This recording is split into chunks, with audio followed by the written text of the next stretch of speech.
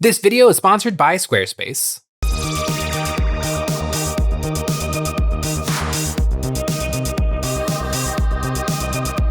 Hey guys, Jay here. Welcome to Models Memories Weekly, episode 138. Models Memories is a show about nothing and is filmed in front of a live studio audience. This is a show where I talk about my painting, modeling, and wargame experiences from the week.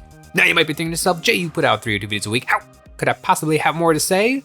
Well, I do, and here goes. This week, Games Workshop came out with a brand new model that I absolutely love but have very strong opinions of.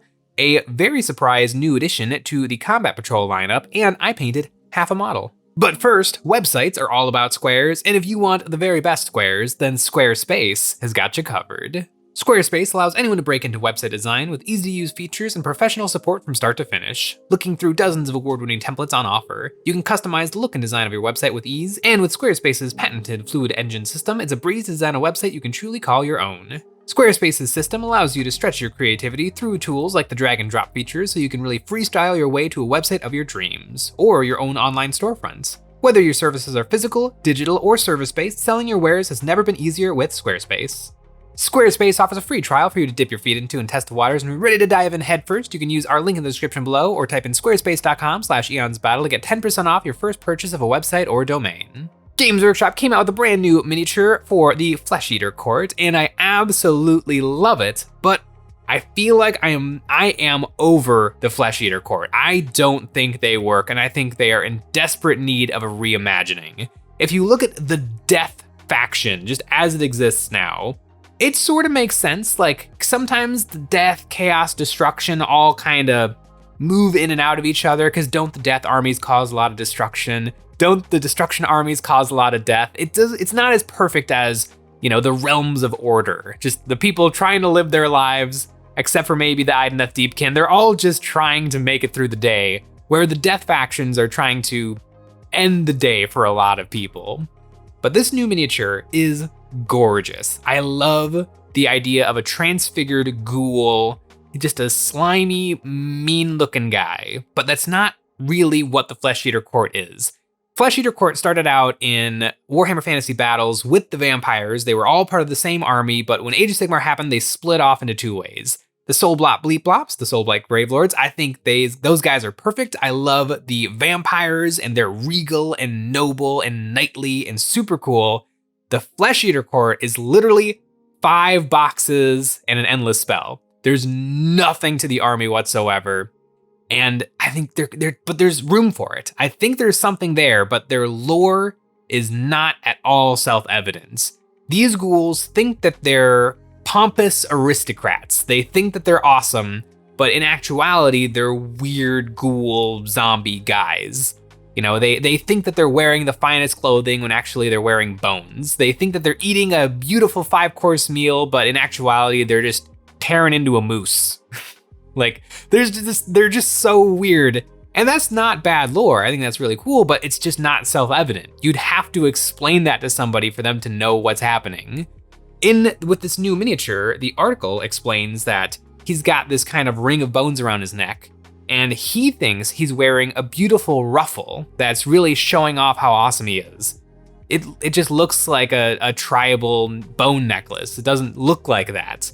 He's got these keys all over his body because he holds the keys to the kingdom. And if anybody wants to get some territory where in his land, in his estate, they have to take a key from him. It just looks like he's got some keys tied to his waist on these weird belts. The lore isn't supported by the model range at all. And I think that's fine, because I think you can let that lore go, because if we look at the Legions of Death, the Night Haunts are the ethereal death. They're the ghosts. The Boner Boys, the Ossiarch Bone Reapers, are the resurrectionists. The Soul Blot Bleep Blops, they're the immortals. I think that the Flesh Eater Courts could be the transfigured life. I think that they're regular mortal souls who, not through warp shenanigans, but just through death shenanigans, have transformed into other creatures. Obviously, the main one being ghouls, but you could do so many things. You could do banshees, you could do wendigos, heck, you could even throw Mothman in there. Why not? Why not have a Mothman guy? Why not have a whole army that is just weird chimeric beasts? I feel like then you've got something where somebody can look at the army and say, yep, that is an army of really weird, transfigured, evil dudes. I think that is much stronger than just almost vampires who think that they're better than they are. The Flesh Eater Court is in a weird place right now. I think they're definitely in need of a ranged refresh. I hope they get it because I would love some Wendigo models. I mean, they're out there. Like, a lot of people make Wendigos, but I want to see like Wendigo warrior units. I think that would be super cool. And I like this new model, and I like the Flesh Eater Court. They're just kind of right now. There's nothing to them. Even their endless spells aren't that cool.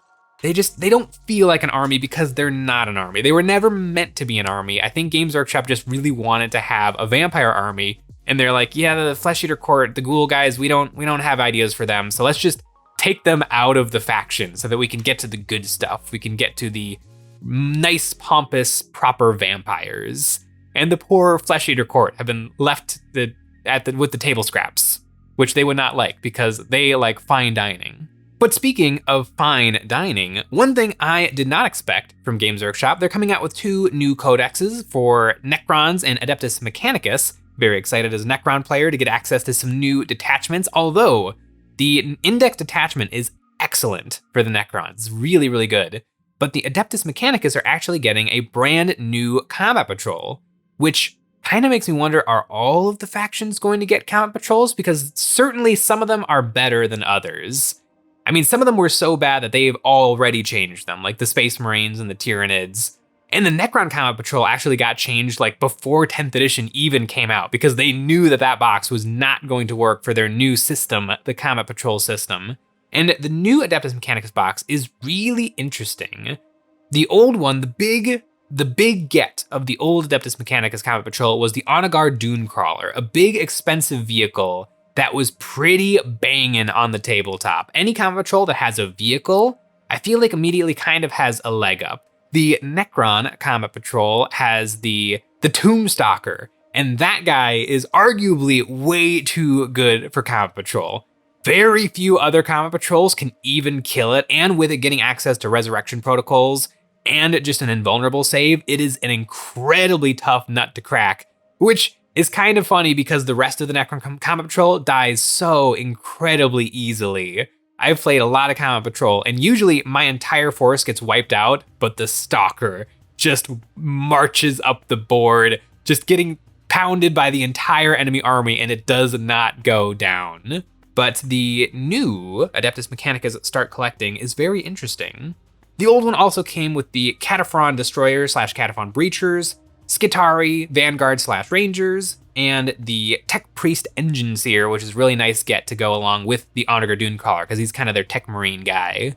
The new one is full of all of the weird, wacky, newer units for the Adeptus Mechanicus.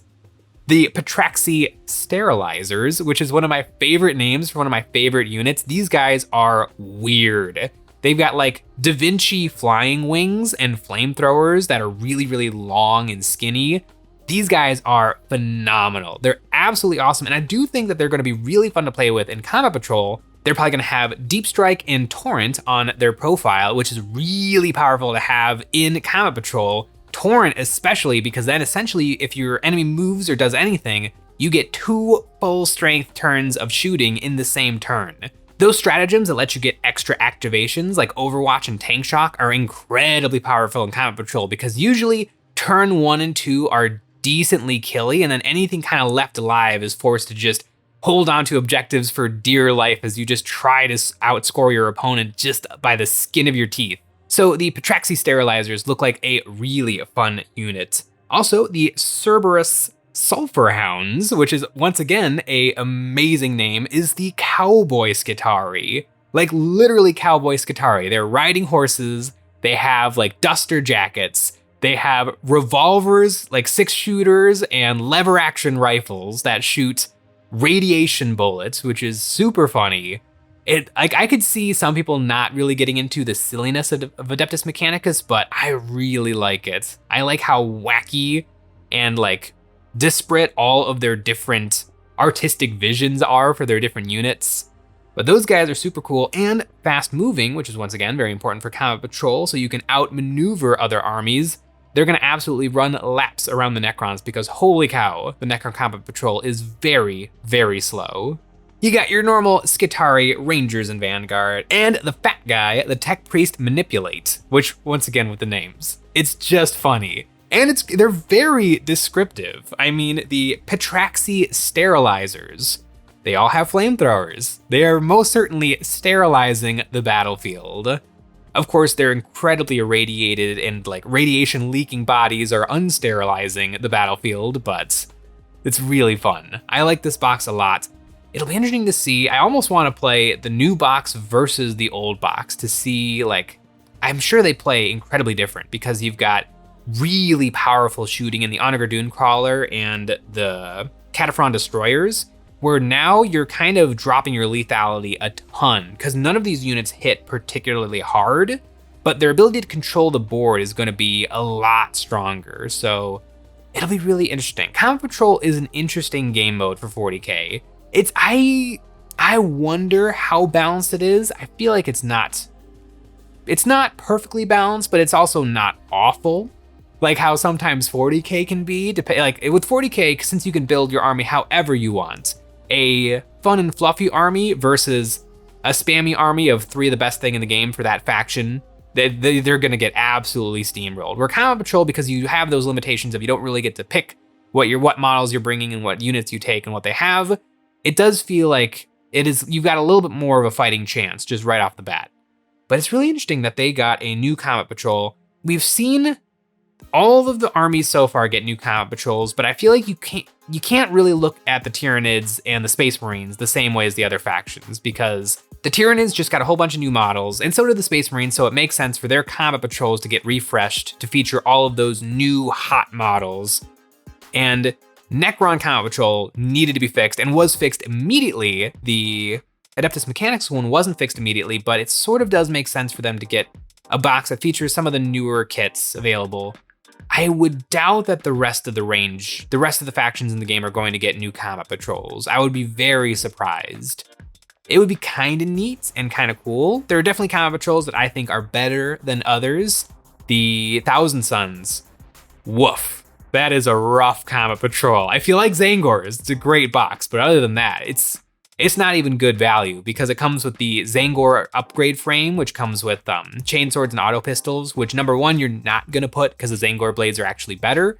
And you're paying, like, most of the savings you get from that box is taken up by those upgrade sprues. So if you're a Thousand Suns player, you're probably not, if you get that box, you're gonna get one of that box for sure. So hopefully they'll get a new Combat Patrol. The rest of them aren't that bad. Like the Grey Knight Combat Patrol is a little lacking, but it's just because Grey Knight units are so expensive points-wise in-game that it's not a great dollar value of that box because it doesn't come with that many actual units. Other than that though, I think the Combat Patrols are pretty solid. Let me know in the comments below what Combat Patrols you would like to see refreshed and refreshed with what. I know the Thousand Sun one needs it, but the rest of them feel okay to me. So I'd be interested to know what you guys think, which factions desperately need one. I hope that Games Workshop never touches the Genestealer Cult and Dark Eldar Combat Patrols because those are awesome boxes with great dollar value and great units.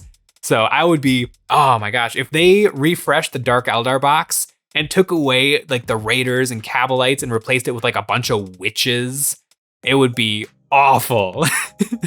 Witches are so bad right now. We need our transports. We desperately need our raiders.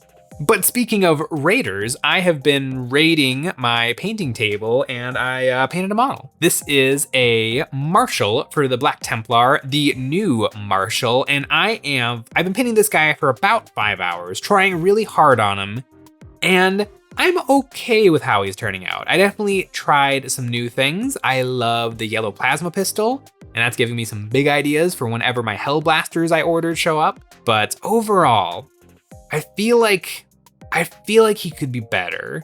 I don't know if it's coming down to the sculpt. And also black is incredibly hard to paint and make it look really engaging and interesting. His power sword, I tried to do a thing where the energy is bigger on top and then kind of fades away at the bottom. But after I did the feathering and blending in between the colors, I feel like it all just evened out to a perfectly normal power sword. His little skeleton friend on his back feels very flat. I work really hard to pick out all of his bones, but I almost feel like I need to come back in and like shade half of the skeleton to make like maybe the light from the sword is reflecting on the skeleton to make him a little bit more interesting. I'm very happy with his robes, with his cool cape, his cool guy cape, and his dick banner. I painted a little trim. Usually I do one single line because it's super easy to do and it just works so well. But after I painted that red line, I'm like, you know what? Let's go for it. Let's spend a whole hour painting these tiny little triangles. And I'm okay with it. I think if I was to try again, I would probably do fewer triangles closer together. The really big triangles, I didn't do a great job of keeping it really consistent on how far apart they are. So there's some spots where the arrows are a little bit closer together and some areas where they're a little further apart. And the saturation of the red is pretty darn close to the saturation of the kind of bone cream color. It's especially apparent on his dick banner, where it's quite a bit darker down there towards the base, so it's harder to see those triangles. I don't know, I feel like every part of this model is just a little bit off, and I would love some thoughts and some critique of how I could really, really get this guy like a 10 out of 10, because I love my Black Templar, and I've been trying this hard on every single model for that army. It's going to be glorious. I want to have the best Black Templar army. I want it to look like that John Blanche artwork where it's just a literal pile of Black Templar dudes, every single one of them a little bit unique. And I'm still figuring my way around power swords. I like this power sword, and if I do a power sword like this, and it just sort of ended up looking like this, but it's super easy to airbrush it, which is nice. But I feel like on a hero model, I want that sword a little bit more swordy and a little less lightsabery. I don't know, power swords are a very tricky thing. I've painted a whole bunch of them and they always end up a little bit different. And I play Black Templar, so literally half of my army is power swords, and it's awesome. And it still does nothing on the charge against Sean's tanks, but that's a problem for another day. But speaking of things that are never a problem, that's right, our Patreon. Over there, we have a brand new STL set every single month. This month, we have the Shipping Hub, a monstrous terrain set that comes with a humongous crane, functional shipping containers, stairs, and elevators. We also make extra episodes of Eon's Battle where we take a look at our viewers' miniatures and give some ideas and critiques of how to improve their painting, and we have a top tier where you can get your name on one of my Black Templar Space Marines, maybe this guy, and you can join the crusade against Sean. It's been a really fun week of wargaming. I didn't get as much painting done as I would like to, but that is because I am working on a really big something or other. Some of you may be able to guess, but as always, thanks for watching.